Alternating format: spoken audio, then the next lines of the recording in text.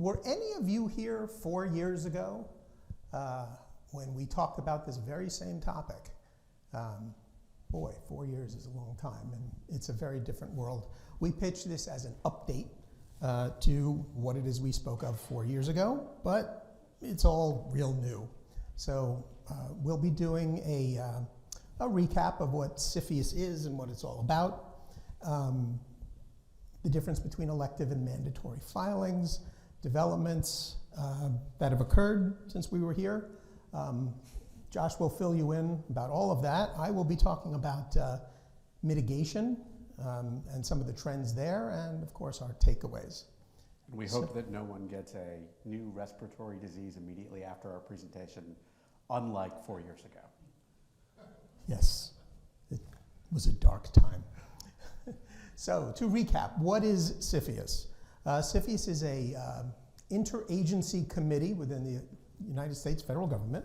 It is chaired by the Treasury Department, and it is filled with lots of different federal agencies who are called the equities, and they get involved when there is a subject that falls within their expertise or interest. So the idea is if you have a foreign organization or individual who is making an investment or acquiring a US company, there could be national security implications for that transaction. And CFIUS is the organization that determines whether or not those transactions can go through or not.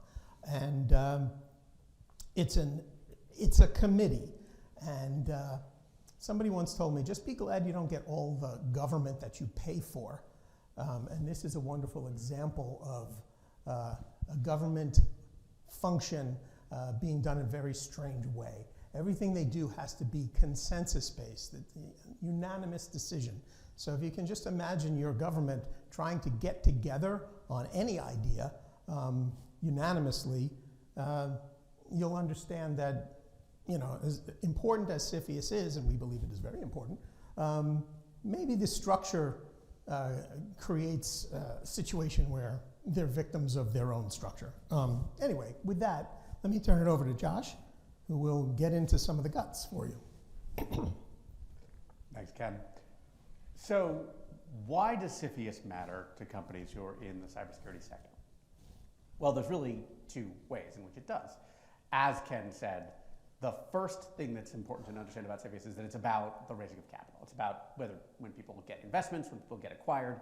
And so directly, CFIUS is very interested, as a national security matter, in foreign investors into cybersecurity companies.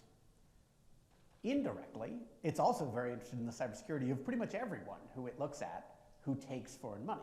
And as a result, indirectly, there are opportunities for cybersecurity companies when it comes to dealing with the requirements that get placed by CFIUS on parties who receive foreign investment, because often those requirements entail undertaking certain steps to make sure that those companies are properly secured, to use better tools, to use better services.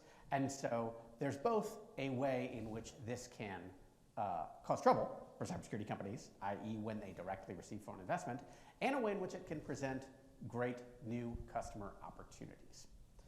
So this is true for some names that you may know, names that we can sort of say, you know, over the years, CFIUS has blocked, for example, foreign acquisitions of companies like Tipping Point many years ago, of companies like Cofense fairly recently.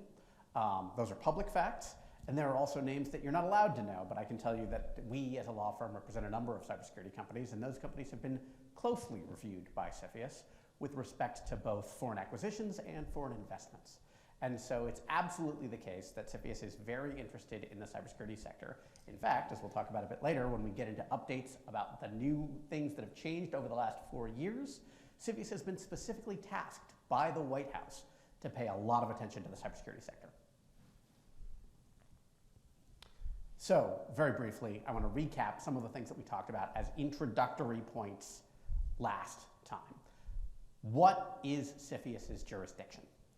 CFIUS always has jurisdiction over investments that grant a foreign person control over a US business. All three of those terms are terms of art. What's a foreign person? Well, a foreign person can be, for example, a US domiciled fund. Often is, in fact, a US domiciled fund, something that's a Delaware Corp, but has foreign ownership above it. So you can't just look at the nationality of the party that's investing into you or the party that's acquiring you and say, hey, is this foreign or not? It's actually a fairly complicated inquiry because you need to understand who owns that person and who owns the person who owns them. You need to follow it up the chain of ownership. And so CFIUS has a pretty elaborate definition of who's a foreign person. In part, that's because a foreign person is anyone controlled by a foreign person. And what is control? That's also important for CFIUS's determinations. Control is itself a pretty broad test. You can be under control if, for CFIUS purposes, you grant someone merely a board seat that gives them the ability to block certain decisions. You could be under somebody's control if you, for example, give an investor into your company the ability to decide whether or not you get to issue dividends or to choose who your CTO is. Any individual one of those things can constitute control for CFIUS purposes. So control is a pretty broad test as well. It's not 50% plus one in an accounting sense. It's a pretty broad understanding of what control is. And finally, what's a US business? Well, a US business is a business that engages in commerce in the United States. That means that CFIUS can look at foreign investments into businesses that are Hong Kong companies, South Korean companies, German companies, Canadian companies, if those companies do business in the United States. It can say, sure, you may be organized in Canada, but because you sell into the United States, we are interested in knowing whether or not you have Chinese investors, for example. And so that's the mandate that CFIUS has been granted for years. And that's already a pretty broad mandate. But as we talked about in 2020, CFIUS now has an even broader mandate that involves TID US businesses, businesses that deal with certain kinds of sensitive technology, infrastructure, and data. And into those businesses, it can look into even non-controlling investments, meaning investments where merely somebody does a commercial side deal, but doesn't have any ability to actually run the business they're investing in. So that's a pretty elaborate set of jurisdictional rights. And in addition, in 2020, CFIUS was granted mandatory filing authority, where as a matter of law, you must file into certain TID businesses. So all of that jurisdiction that I mentioned before, that's elective. That means CFIUS can look at those investments if it chooses to, but there's no legal obligation to go to CFIUS about them. You're taking a risk if you don't, but often that risk makes a lot of sense to take. In certain cases involving TID businesses, you don't have the choice anymore. You must file with CFIUS. And that's true when a foreign government-backed investor takes a big stake in a business that's a TID business. It's also true when the TID business has what are called critical technologies. And many, many folks, nearly everyone we've ever looked at in the cybersecurity sector does have critical technologies. And when you're a critical technologies business, then the question becomes, what specific technologies do you have, and who's investing in you? From what nationality? You know, it becomes a very specific question of fact. So in this situation, you don't have a choice anymore. You've got to end up in front of CFIUS. Why would anyone make a voluntary CFIUS filing? I said that those outer two circles of CFIUS jurisdiction were voluntary. Who makes a voluntary legal filing? What a terrible idea. And so the question is kind of, are you risk tolerant or not? Because CFIUS has a team of enforcement personnel. And that team of enforcement personnel writes emails like the one that you see on the left there. They reach out to folks with a Treasury Department email address, and they say, hey, we have an urgent matter that we'd like to discuss with you, CEO of the company or CTO of the company. You need to call us back. And that's how CFIUS goes about reaching out to folks who are within their elective jurisdiction. And so if you're going to be a cybersecurity company and you're going to take money from, let's say, a Chinese or a Russian investor, you have to recognize that it's pretty likely that you're going to get one of these emails. And so that's the question. And if you're getting an email from the government that says if you have a lawyer, you should have them on the phone with you, that's the stuff of heart attacks. You know, yes, many companies don't like these emails. In fact, they're frightening. They are frightening, and some people think that they're false. I had a client who got an email like this and contacted the FBI and said, someone is trying to impersonate the US Treasury Department. And I would like you, the FBI, to look into this. And that caused a great deal of confusion for about 2 days.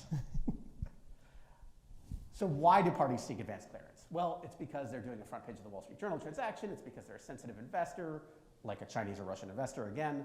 They're in a sensitive sector, and cybersecurity is certainly one of those.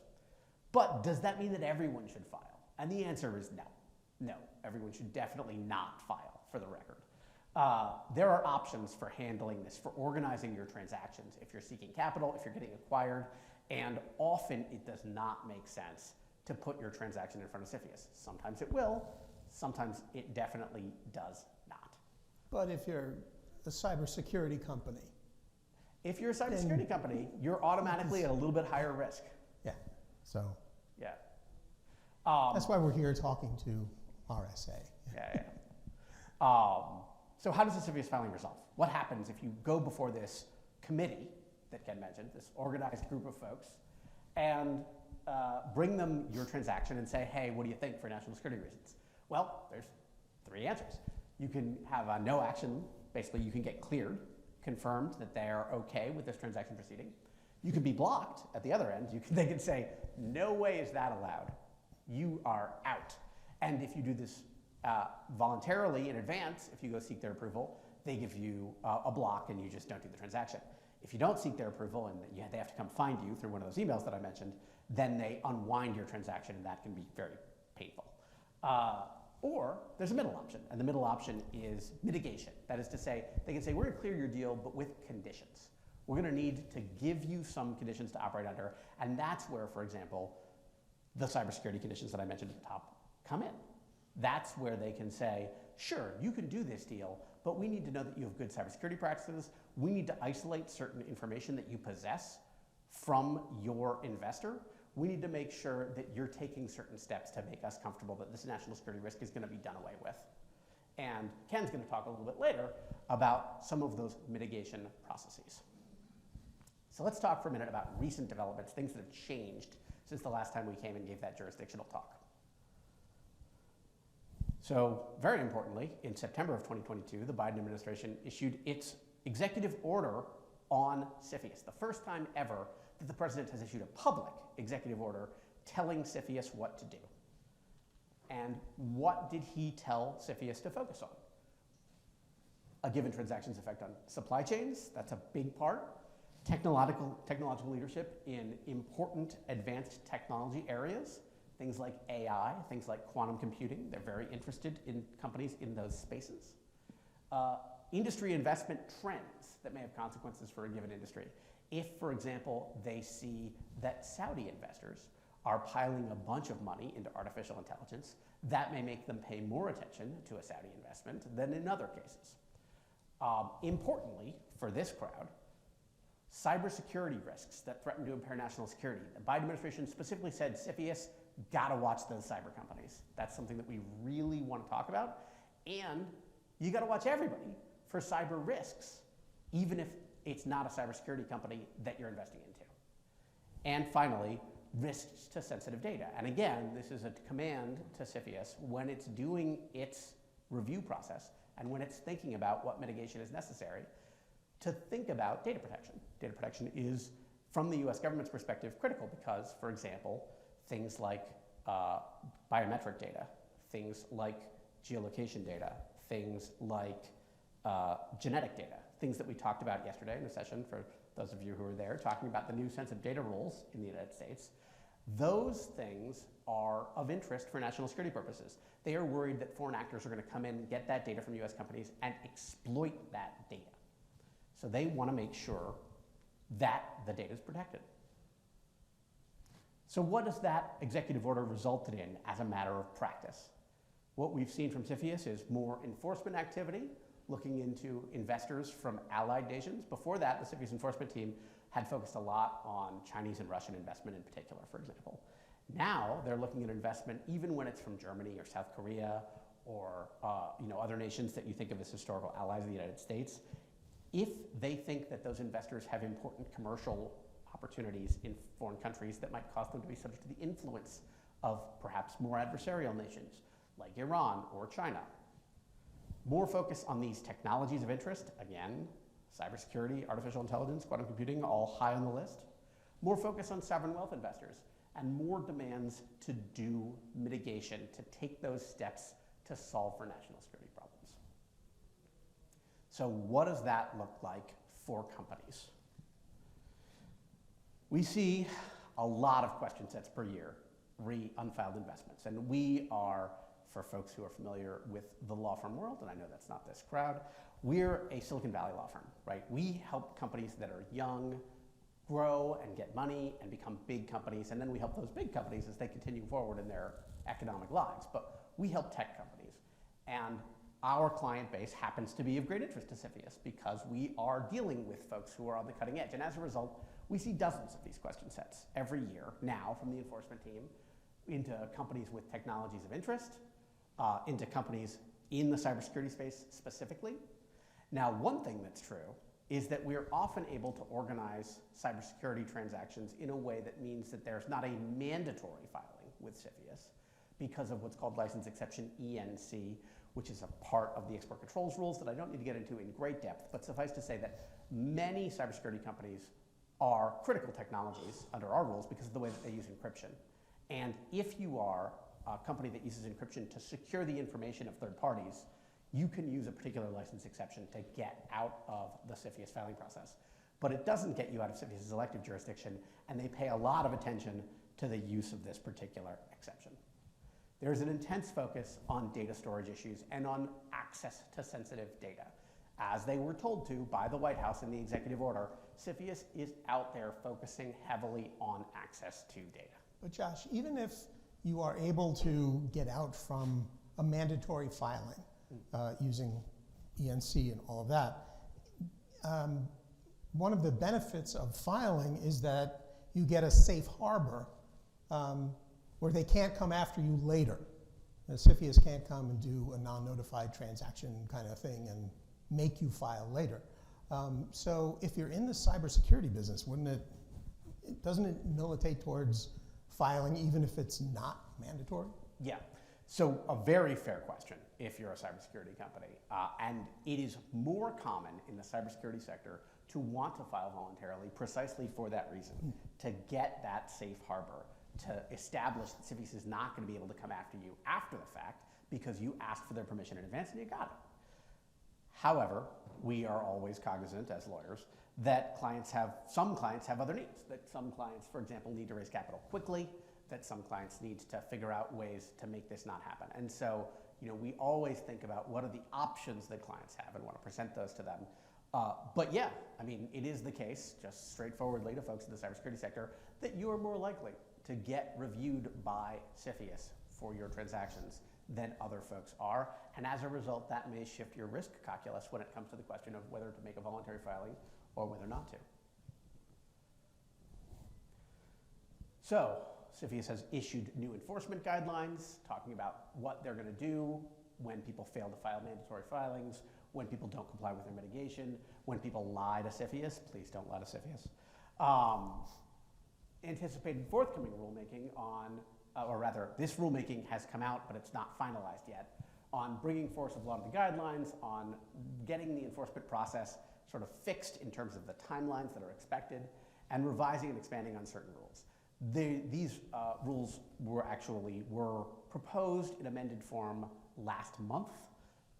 They make some technical changes, but they actually are not, I think in our view, going to substantially change the way that people interact with CFIUS. They are just emphasizing that CFIUS has harsher penalty guidelines. It's upped its sort of fine, minimum fine from $250K to $5 million. It's sort of tightening up its authority to get people out who fail to answer its questions, but none of that is going to change substantively the authorities that CFIUS possesses. So one other thing that I want to mention before we go to that mitigation section and talk with Ken a little bit about that is CFIUSization everywhere else, right? So this is a foreign direct investment review process here in the United States, meaning we're looking at foreign investors into the US to look at national security risk. Well, I challenge you to say CFIUSization 3 times fast. But yeah, right, I have practice, so it's easier for me. But as it turns out, that's not the only foreign investment review that we have here in the United States. We have several others, and they are specialized. So if you are doing classified work for the United States government, you may have to go through the DCSA FOCI process. If you are building military technologies, you may need to go through the DTTC's ITAR process. There's a bunch of different specialized foreign investment reviews. And in the United States, we are also looking at Treasury's outbound investment rules, now for the first time, as opposed to rules that focus on investing into the United States, this is a new set of rules that's being developed by the Department of Treasury, which is the chair of CFIUS, as Ken mentioned, to control outbound investments from the United States into China when those investments might help in certain key technology sectors. They want to make sure that US capital is not driving forward Chinese progress in critical advanced technology sectors, and that's a new set of rules that are coming. And DOJ is porting some of the reviewing that it does in the data security sector in CFIUS cases into a generalized set of regulations that it has built out and is going to put in place probably sometime this year to look at data transactions even when there's not an investment. So data transactions in a vendor agreement, or data transactions in an employment agreement, or simply data brokerage transactions are all going to be subject to this new set of data security rules, even when there's not an investment that would bring CFIUS to bear. So the idea that these kinds of transactions might give rise to national security risks is proliferating. We're seeing more reviews, we're seeing different reviews, we're seeing reviews in different directions and reviews of more kinds of agreements. And then beyond that, just as we in the United States are looking at foreign investments into the US, we're seeing the flip side. We're seeing other nations say, well, we have national security equities too. We would like to look at those investments into our countries and think about whether there's a national security risk here. So when US investors are investing in China, certainly, but even in France or the UK, there may be questions about the national security risks that are raised. So the 2018 CFIUS reforms encouraged CFIUS to collaborate with allies in building strong FDI regimes, and that is absolutely happening. Across the board, we are seeing people develop their own versions of CFIUS with their own mitigation requirements and their own obligations. Many of these regimes are specifically triggered by investments in cybersecurity companies. The CFIUS regime is tied to US export controls, and so it's only indirectly that we say that most cybersecurity companies end up getting covered because of their use of encryption under US export controls law. But many of these foreign regimes directly say to cybersecurity companies, you are covered. If you're a German or an Italian or a Spanish cybersecurity company and you take foreign investment, there's a high likelihood that you will end up being covered by the regimes in those countries. And importantly, just like in the United States, when I said at the top a US business was somebody who engages in commerce in the United States, similarly, a Spanish business or an Italian business may just be someone who's maybe a US company, but selling into Spain or selling into Italy or selling into one of these other nations. And so there may be situations in which if you have sufficient nexus with those nations, if you've opened up a legal entity and you employ a couple of folks there, where you end up in a mandatory filing posture, even if you're not a Spanish or an Italian company. And so for that reason, these regimes are increasingly upfront and taking bites and time out of the activities of cybersecurity companies. We see a lot of filings when companies are selling themselves now. So with that in mind, I would like to turn it over to Ken to talk for a little bit more about the mitigation side of this and the possibility that companies may, for example, need to take those cyber steps that we mentioned in order to prove to the US government that they are not national security risks. Thank you. Yep. So this is where it gets a little weird. First, a small disclaimer. I'm about to tell you some things that might make you think that, I don't like what I do for a living. Not true. I actually love what I do. I think this is really important work. I think it's fascinating.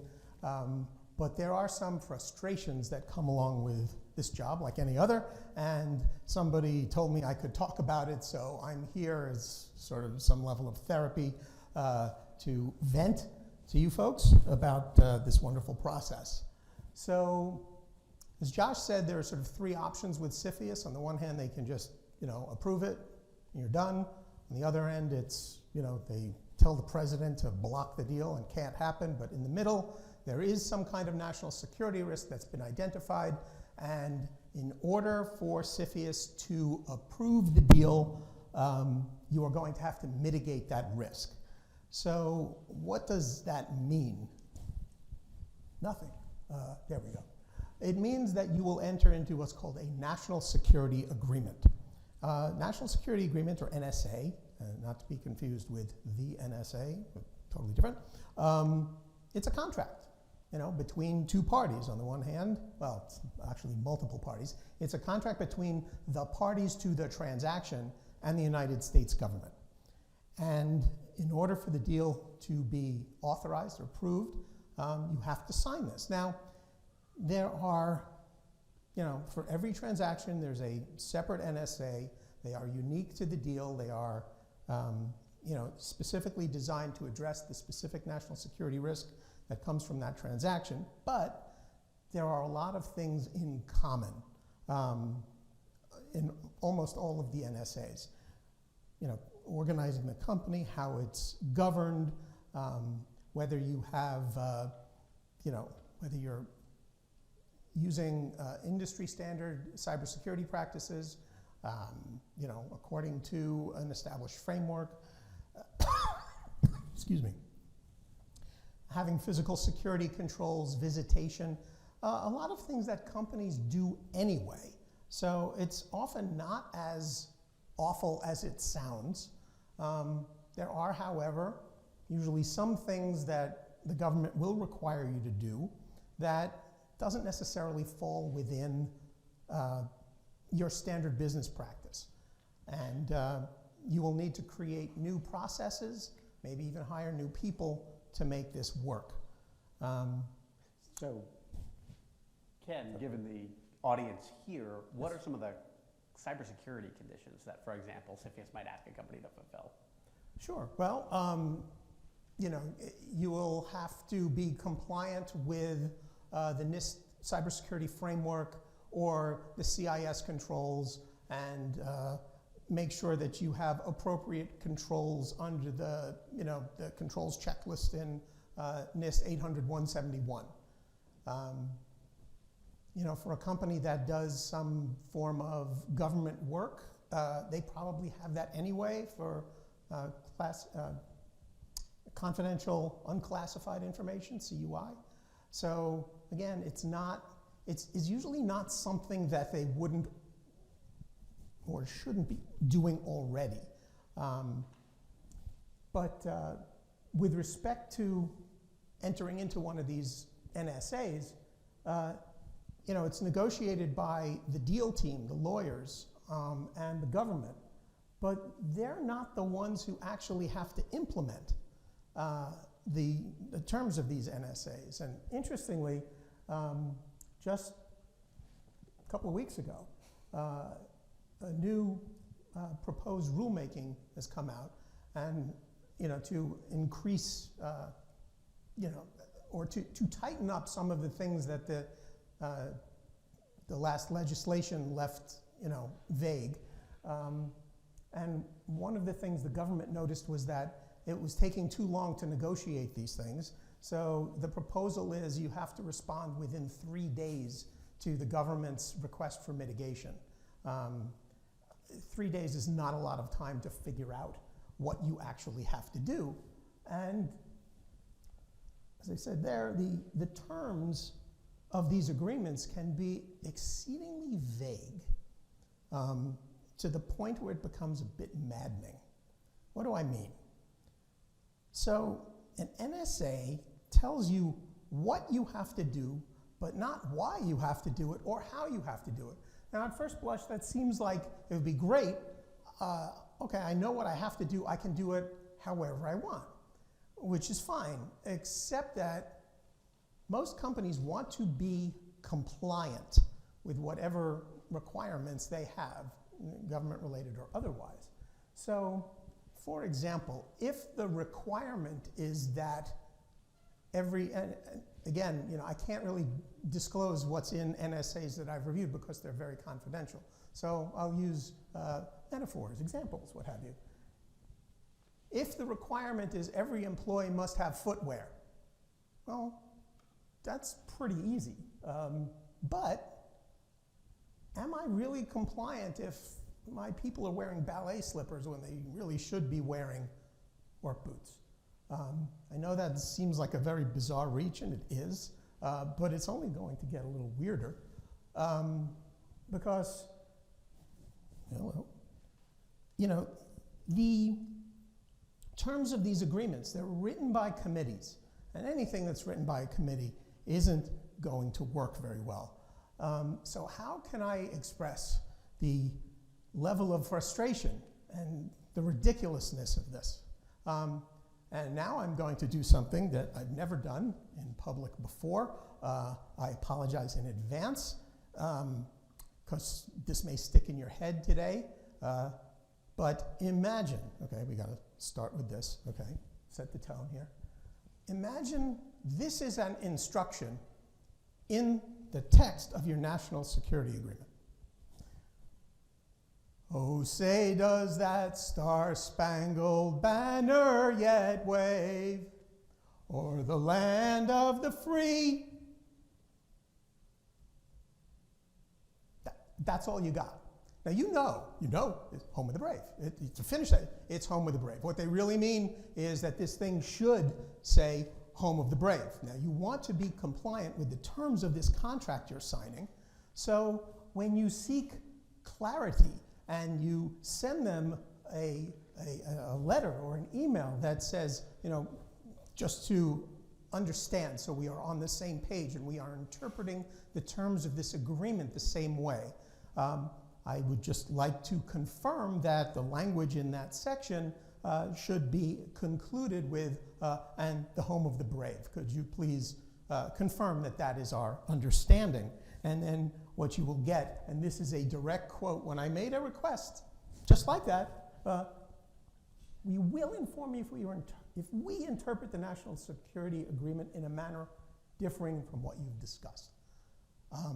So they will not necessarily answer a very simple interpretation question. Why? Because every time they go to the text of the agreement, every member of the committee must be in agreement. So you have to work in a very flexible way with this group, which is, I would say, very unlike most other interactions that you will have with government. So one of the reasons that we like to talk to the folks at RSA is that there is so much emphasis placed on access to data and systems.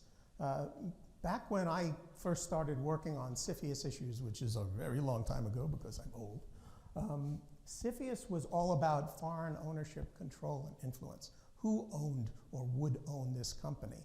Over time, the conception of what is a national security risk has evolved and has changed. And now it's not just who owns this thing, but who can access this thing? Who can access this data? And because data typically resides on computing systems, there are good ways to limit and control access to data. Companies do it all the time. So one very, very common way to mitigate the national security risk is through effective cybersecurity controls. And that's where the people at this conference can really make a difference and make these agreements work much more effectively by providing the kind of guidance that the lawyers and others are going to need to get these deals through. So Josh alluded to the fact that there is interplay between CFIUS and other regulatory bodies. So it's very interesting because even though Departments of Commerce and State are part of CFIUS, they have their own regulatory regimes for export controls. State controls ITAR, or military items, and Commerce controls dual use. And very often, one of the concerns the government has is, where do products wind up? Well, it would make sense for export controls to be a part of these national security agreements. But if you do that, you've got a food fight, because State and Commerce and other agencies, they are very protective of their jurisdiction and their authority, and they won't cede it. So CFIUS is called the regulator of last resort, and it technically doesn't exist where another regulatory regime exists.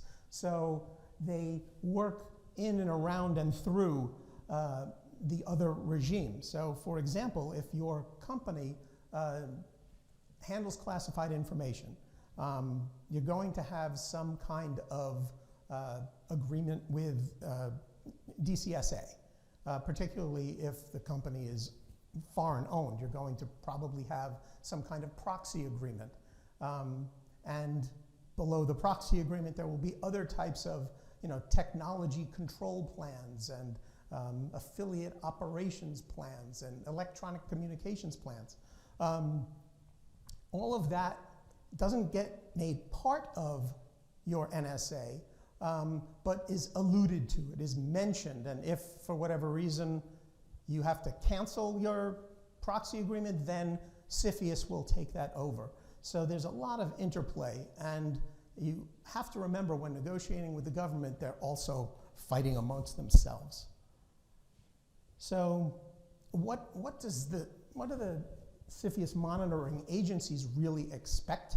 They expect there to be a culture of compliance. You've heard that before, probably. It just means that it has to matter. And if the government thinks that it doesn't matter to you, they're going to come down on you.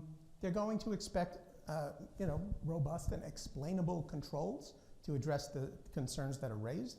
And they're expecting, and it's not in the NSA ever, but they're expecting there to be some kind of resilience.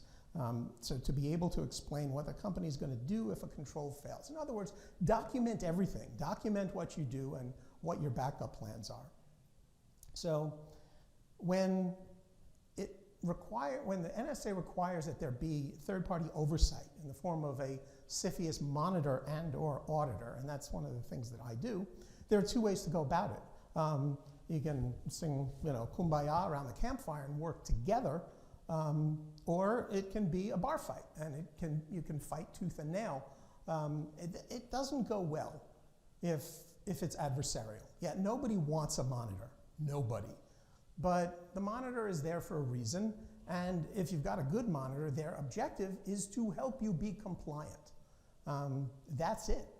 So why does CFIUS want there to be a third-party auditor or a monitor? What does that do for them? What's the thing that gets the CFIUS folks such that they include it as a requirement in a national security agreement? Well, before there were third-party monitors, the government would monitor compliance themselves. And it would take time, effort, and resources, and it was a burden on the taxpayer. So they figured, as the transaction volume goes up, we're just not going to have enough people. And to go to Congress and get so much more funding so that we can monitor foreign companies that, US companies that have been purchased by foreign companies, that it's not fair to the taxpayer, and it just makes the job of the government hard. So the purpose of third-party monitors is to make sure that these companies are actually in full compliance with the agreement while lowering the burden on the government and the taxpayer. And the idea is that these third-party monitors, which under law have a fiduciary duty exclusively to the United States government, even though they're paid by this company, they're there as sort of the tip of the spear for the government, eyes on, with an obligation to report any kind of malfeasance. So, takeaways. So I think the key question that we always have when we look at the sort of trends over the last half decade and longer is, are we going to keep seeing more of this? We've seen so much more of it already just since the expansion in 2018 that led to the new regulations in 2020, that's led to so much of what we've talked about here today, the expansion of CFIUS going out and looking at investments into all kinds of companies and especially cybersecurity companies. Are we going to see even more of this? Are we going to see CFIUS continue to staff up? They continue to ask for more money from Congress, and they continue to get it because Congress thinks CFIUS is doing God's work. They are very excited about all of these reviews, and they want to see more of them. And so will we keep seeing CFIUS drill down into more and more innocuous foreign investment? Are we going to see CFIUS looking at Canadian investment into companies and being like, we want to take a deep dive into this Canadian buyer to make sure there aren't national security risks? And if that does happen, if CFIUS continues to get authority and continues to get budget, are they going to mitigate even more than it does today? So for example, I mentioned that one thing that we have seen, and I'm going to use the word again, CFIUSization, elsewhere in the world is a bunch of these reviews that exist all over the world. One of the countries that has really amped up its review process is France. And France issues reporting that says that it's mitigating something like 30% of the cases that it sees, which is a wild number, right? Like that is so many things that France believes, even when it's a US investor or a German investor, somebody else who's in the EU with France, that it's taking a look at all those deals and saying, you know what, I think we need some national security conditions here. Are we gonna see more and more of that? And are we gonna get more and more people who need to work with Ken, work with other folks to sort of get compliant with all the conditions that get put on them? Alternatively, are we going to be able to negotiate our way out of them? And certainly, as lawyers, we try to ensure that people get minimal conditions placed upon them. But is that going to be harder and harder to avoid if this is seen as a successful framework, something that the U.S. government wants to do more of? So, for folks in the cybersecurity industry, how can you apply the facts that we've talked about here today? So first, when you raise foreign capital, know that CFIUS can sometimes be mandatory. You don't have a choice, you gotta go through the process. In many cases, can be under elective jurisdiction, and therefore you have to think about assessing the risk associated with the transaction that you're entering into, and in all cases is more likely to do this than it was a decade ago, than it was 5 years ago, than it was 2 years ago. This is a monotonically increasing CFIUS jurisdictional environment, for better or for worse. In a world increasingly concerned about national security risks associated with capital inflows, which is not just the United States, again, this is foreign nations too, CFIUS and similar reviews are gonna get harder to avoid. So if you are at a company that's thinking about raising foreign capital, you need to be aware of the risk that you're gonna get national security conditions placed upon you by your local government. Ken, do you wanna do the next one? Sure. So if you find that you're a company that is likely to be subject to a mitigation agreement, it makes sense to think about this very early, especially before the government asks you to agree to mitigation terms, because under this new rule that's going to come out, you only have 3 days to turn around a request for mitigation. And so, by the way, I want to say about that the blockage to mitigation negotiations is very rarely the parties. The parties turning things around quickly is much less often the problem than the government turning things around quickly. So you turn it around in 3 days and then they'll wait 4 weeks or some ridiculous amount of time.